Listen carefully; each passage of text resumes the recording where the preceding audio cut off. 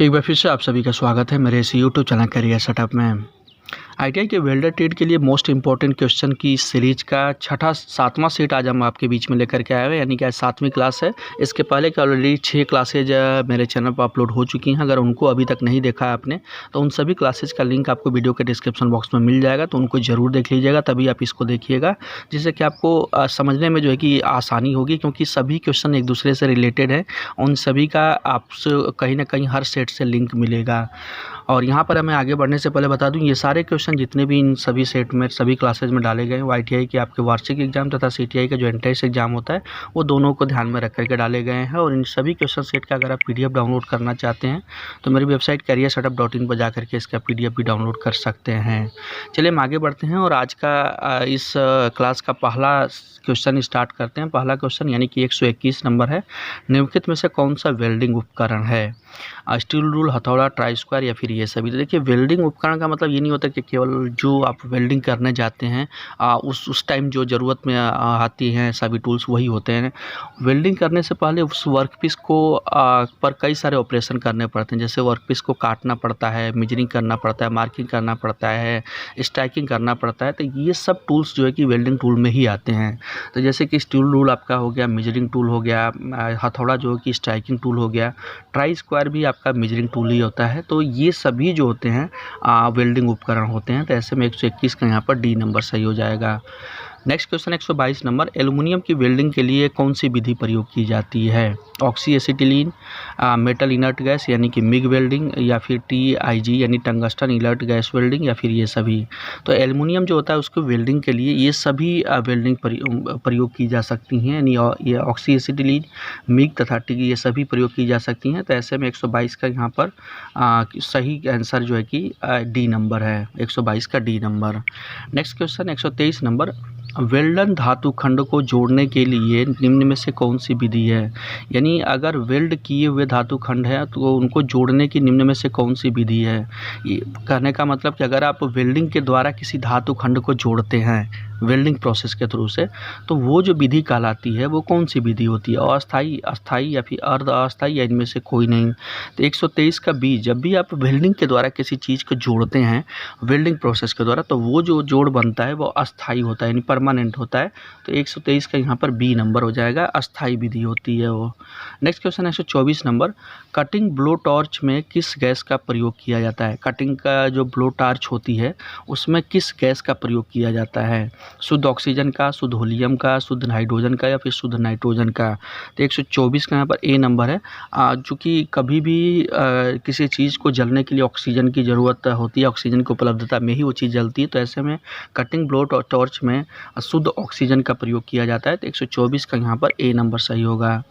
Next question है 125 number, किस विधि द्वारा फेरस तथा नॉन फेरस यानी लौह धातु तथा अलौह धातुओं को आसानी से वेल्ड किया जाता है? फेरस तथा नॉन फेरस यानी कि लौह और अलौह धातुओं को आसानी से वेल्ड किया जा सकता है। मिग वेल्डिंग के द्वारा, रेजिस्टेंस वेल्डिंग, या फिर टिग वेल्डिंग, या फिर हाइड्रोजन आर्क वेल्डिंग। तो 125 का यहाँ पर है ए नंबर, मेटल इनर्ट गैस यानी मिग वेल्डिंग के द्वारा लौह तथा अलौह धातुओं को आसानी से जोड़ा जा सकता है। तो 125 का यहाँ पर ए नंबर सही हो जाएगा। ठीक है, 125 का ये metal inert gas welding. Next चलते हैं 126 नंबर, स्टेनलेस स्टील इलेक्ट्रोड पर किसकी कोटिंग नहीं होती है? जो स्टेनलेस स्टील का इलेक्ट्रोड होता है उस पर किसकी कोटिंग नहीं होती है? चूना की, टाइटेनियम की, ए तथा बी दोनों, इनमें से कोई नहीं।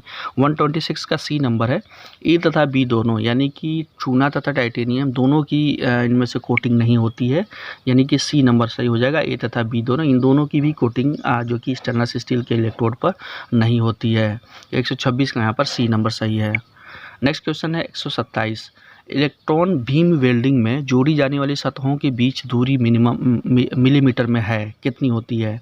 यानी जब दो वेल्डिंग में इलेक्ट्रॉन बीम की वेल्डिंग के द्वारा जब किसी दो अलग अलग वर्क पीस को आप जोड़ते हैं तो उनकी सतहों के बीच में दूरी कितनी होनी चाहिए? 0.050 से 0.075, या फिर 0.025 से 0.050, या फिर 0.010 से 0.010, या फिर 0.075 से 0.090। 0। तो 127 का यहाँ पर है ए नंबर। जब भी इलेक्ट्रॉनिक बीम वेल्डिंग में आप दो सतहों यानी दो वर्कपीस को जोड़ते हैं तो उनके सतह के जो बीच में मिनिमम दूरी होनी चाहिए 0.050 से 0.075 होनी चाहिए। तो 127 का यहाँ पर सही जो आंसर है ए नंबर है 0.05 से 0.75। Next question 128 number, spot welding निम्नलिखित में से किस प्रकार की वेल्डिंग है? स्पॉट वेल्डिंग, तो स्पॉट वेल्डिंग को आप यहाँ पर मैं स्टिकर्स लगा दे रहा हूँ, इसके द्वारा काफ़ी आसानी से समझ सकते हैं आप। स्पॉट वेल्डिंग निम्नलिखित में से किस प्रकार की वेल्डिंग है? प्रेशर, वॉल्यूम, फ्यूजन या फिर आर्क। तो 128 का यहाँ पर सही आंसर है ए नंबर। जो स्पॉट वेल्डिंग होती है वो प्रेशर वेल्डिंग होती है, यानी प्रेशर दे करके स्पॉट जगह जगह पर, यानी कंटिन्यूस वेल्डिंग नहीं होती है, ये कुछ दूरी पर छोड़ करके जो कि 3D मिनिमम जो होती है 3D की डिस्टेंस होती है, इतने दूरी पर छोड़ करके स्पॉट वेल्डिंग की जाती है। तो 128 का यहाँ पर ए नंबर सही होगा। नेक्स्ट क्वेश्चन है 129, बॉल पिन हैमर का उपयोग होता है। बॉल पिन हैमर गोलाकार सतहों के लिए, चपटी सतहों के लिए, खोखली सतह के लिए या फिर ये सभी। तो 129 का यहाँ पर सही आंसर है ए नंबर। बॉल पिन हैमर जैसा कि नाम से भी स्पष्ट है, इसका जो एक सिरा होता है वो होता है गोल, बिल्कुल बॉल टाइप का होता है, तो इसलिए इसका नाम बॉल पिन हैमर है। और ये जो होता है गोलाकार सतहों के लिए इसका प्रयोग किया जाता है। तो 129 का यहाँ पर हो जाएगा जो सही आंसर सही है इसका ए नंबर, गोलाकार सतहों के लिए।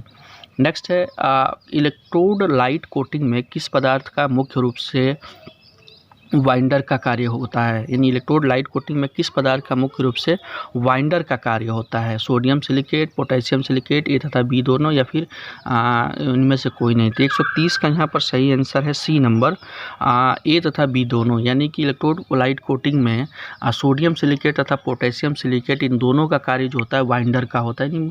वाइंडर का मतलब होता है एक दूसरे को बांध करके रखने का काम करना। तो सोडियम सिलिकेट और पोटेशियम सिलिकेट 130 का यहाँ पर सी नंबर सही हो जाएगा, ये दोनों का प्रयोग किया जाता है। नेक्स्ट क्वेश्चन 131, स्टड को किसी प्लेट में जोड़ने के लिए प्रयुक्त वेल्डिंग की विधि का क्या नाम है? यानी अगर स्टड को वेल्डिंग करना है किसी प्लेट के साथ में, तो उसमें जो वेल्डिंग हम यूज करते हैं उसको कौन सी वेल्डिंग बोलते हैं? स्टड वेल्डिंग, फ्रिक्शन, थर्मिट या फिर आर्क। तो 131 का यहाँ जो सही आंसर है इसको हम बोलते हैं स्टड वेल्डिंग। तो यहाँ पर जो सही आंसर हो जाएगा ए नंबर, स्टड वेल्डिंग। नेक्स्ट है 132, जिंक के लिए प्रयुक्त सोल्डर का गलनांक क्या होता है? यानी जिंक के लिए अगर आप जिंक का प्रयोग करते हैं तो ऐसे में प्रयुक्त जो सोल्डर होता है उसका गलनांक कितना होता है? 200, 202, 204 या फिर 205। 132 का यहाँ पर है बी नंबर। जिंक के लिए प्रयुक्त सोल्डर का जो गलनांक होता है 202 डिग्री से होता है। तो 102 का यहाँ पर सही, 132 का यहाँ पर सही है B number answer, 202 degree. Next question 133 number 133, plate की कटिंग करने से पहले प्री हीटिंग तापमान लगभग कितने डिग्री सेंटीग्रेड रखा जाता है? जैसा कि मैंने बताया था प्री हीटिंग क्या होता है, आपने पिछले क्लासेज में पढ़ा था। और यहाँ पर फिर वही चीज़ पूछा गया कि प्लेट की कटिंग करने से पहले प्री हीटिंग तापमान लगभग कितना रखा जाता है?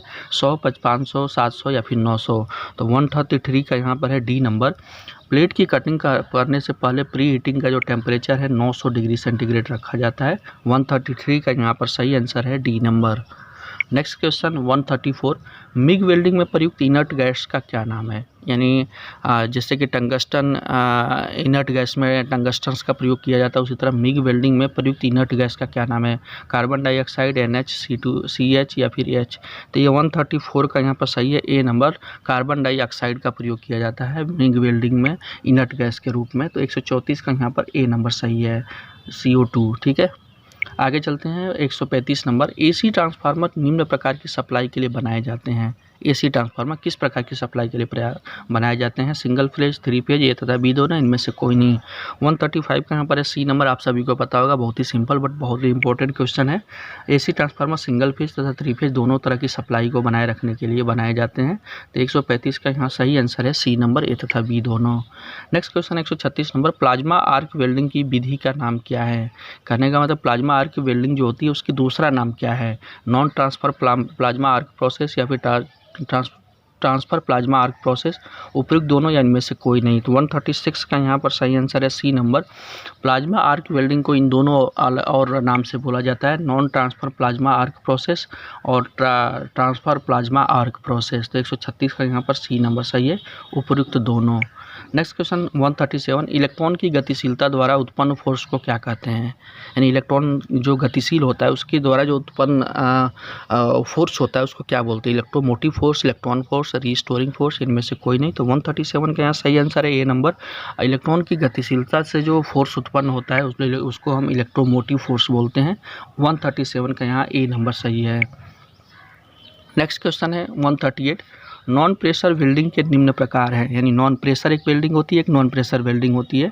तो यहाँ पर नॉन प्रेशर वेल्डिंग के आपको बताना है कि कौन कौन से इसमें प्रकार हैं नॉन प्रेशर वेल्डिंग के। गैस वेल्डिंग, आर्क वेल्डिंग या फिर थर्मिट वेल्डिंग या ये सभी। तो 138 का सही आंसर है यहाँ पर डी नंबर। जो नॉन प्रेशर वेल्डिंग होती है उसके अंतर्गत गैस वेल्डिंग, आर्क वेल्डिंग तथा थर्मिट वेल्डिंग ये तीनों आते हैं। तो 138 का यहाँ पर डी नंबर सही आंसर है ये सभी।